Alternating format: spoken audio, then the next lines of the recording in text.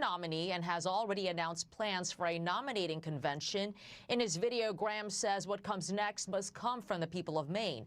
That ask comes as the state party accuses him of trying to manipulate the replacement process. People who could potentially succeed Platner include former Maine Senate President Troy Jackson, former Maine CDC Director Nirav Shah, and Maine Secretary of State Shanna Bellows, among others. Platner's team, meantime, will likely face scrutiny over his vetting process. The New York Times reports a top Platner advisor had promised a national Democratic strategist that they would not launch a campaign without completing a full investigation of Mr. Platner's background. But according to two people familiar with the campaign's operations, no extensive effort was undertaken in one of the marquee races of the midterm cycle. They did not do exhaustive interviews with Mr. Platner. Maine Democrats have until July 27th to pick a new candidate. Emily? Madeline, thank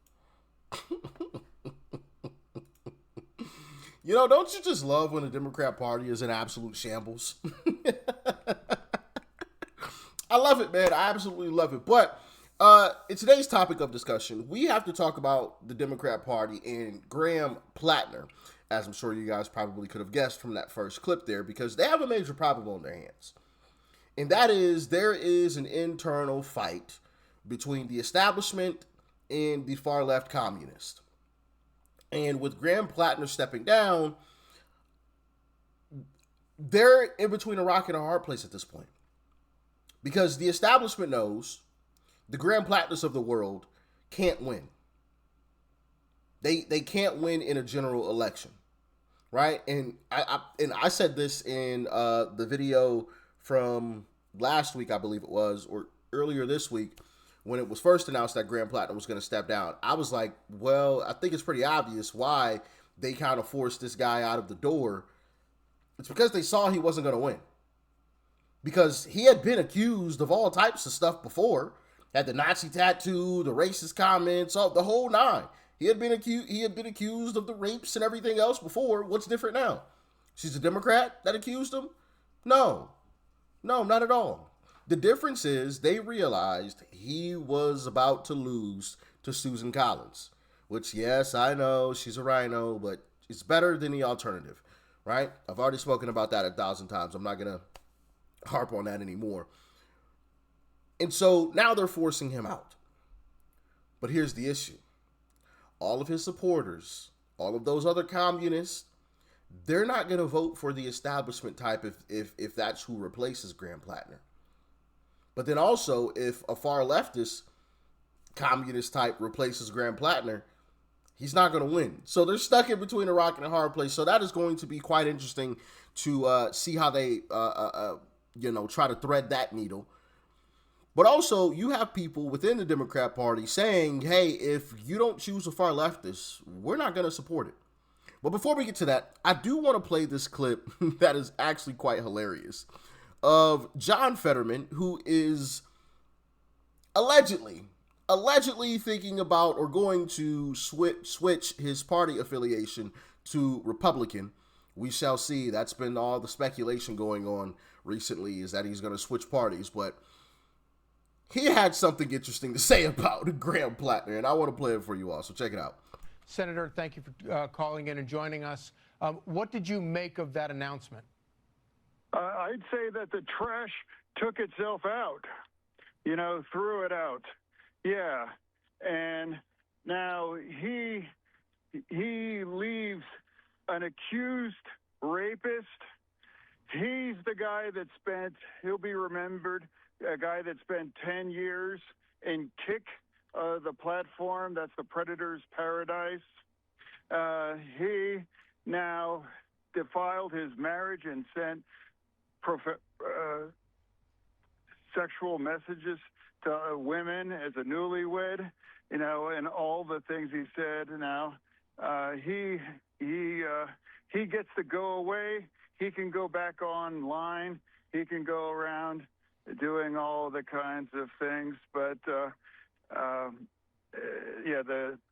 trash took itself out tonight, and now finally, people in Maine have a chance to really vote on someone that's not a piece of trash. How would you like to see that process carried out in Maine? I don't know, but it's like he gave that weird long speech. It's like no one wants you anymore. I'm like, bro, you are an accused rapist. No one wants your endorsement. No one cares what you think. You are going, straight back into oblivion, and now that's the reality. To give that weird long speech and pretend like people will miss you. No one's going to forget you other than the guy that was pushed out of the election because a woman credibly accused you of raping her. So that's his legacy. All that weird long speech, that's his legacy. He will be remembered as an accused rapist that was forced. He acted like he had a choice. Like he's always been a dead man walking. So it's a good day. He choked up a couple of times during that announcement. Do you think he thinks he's the victim here? Oh yeah, definitely. That's the thing. I would say to him, like, P. Hustle, bro. You will only be remembered as the accused rapist that got pushed out of your election. That's your legacy, bro. And you are a guy that cheats on your wife. You're the guy that roughs up your ex-girlfriends. That's your legacy, bro.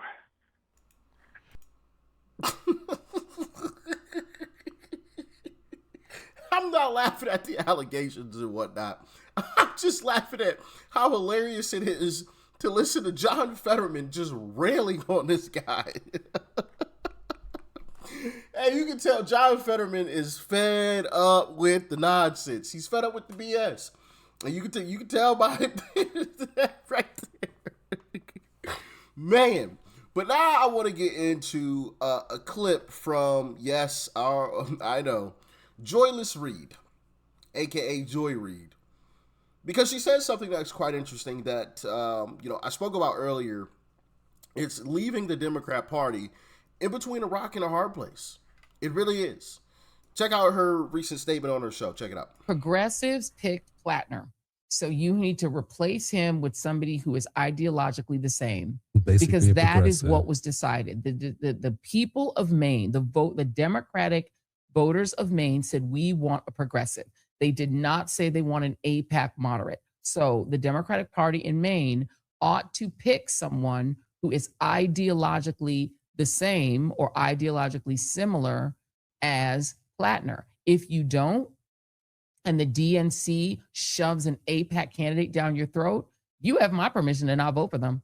Because the Democratic Party needs to learn that it is not vote blue no matter who. It matters who. They sometimes need to lose in order to learn. Sometimes when you lose, you learn.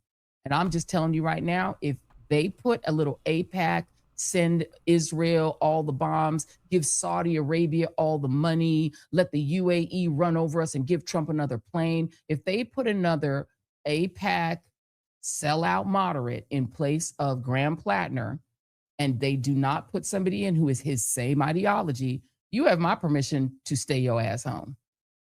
Then they will learn when Susan Collins gets 6 more years.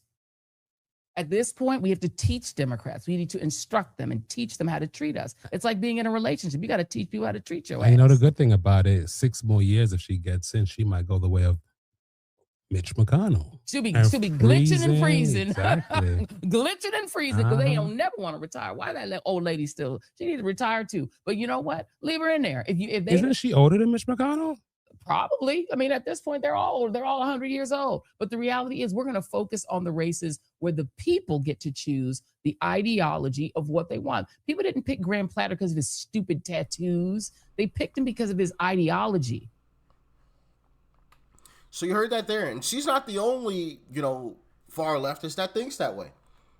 Hey, the people of Maine chose this far leftist. So you better replace Graham Platner with a far leftist or we ain't voting.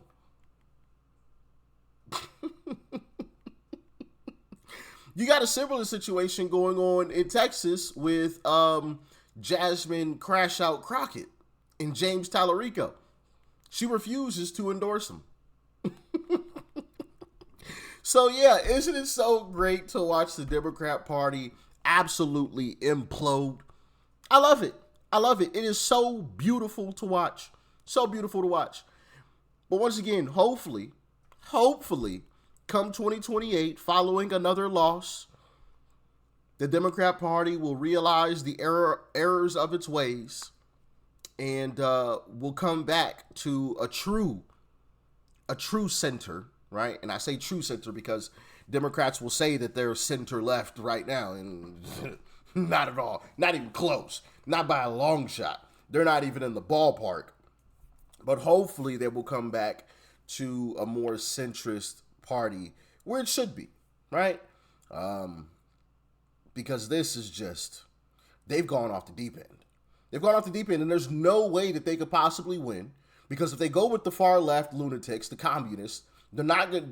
They'll win some local elections, right? In Seattle and Chicago and New York, right? They'll win some of the smaller local elections, but on a national scale, they're not going to win. They're not going to win. And if the establishment takes over, they're not going to get the far leftist votes. So it's just like, what do they do? What do they do? But once again, this is the monster that the establishment made. They coddled these folks. They told them all this gobbledygook nonsense, this BS, right? Instead of telling these folks the truth from the jump. And so now they have to deal with it. This is the bed they made, and now they must lie in it. And so it's still going to be interesting to watch. You guys let me know in the comment section, how do you think this is all going to play out? Who do you think comes out on top? Do you think the communists come out on top and, some establishment Democrats, maybe they come over to the Republican Party. Maybe they're just like, yeah, the Democrat Party is cooked. It's over with. We moving over to the Republican Party. Or does the establishment win out? And these communists finally give up. Y'all let me know.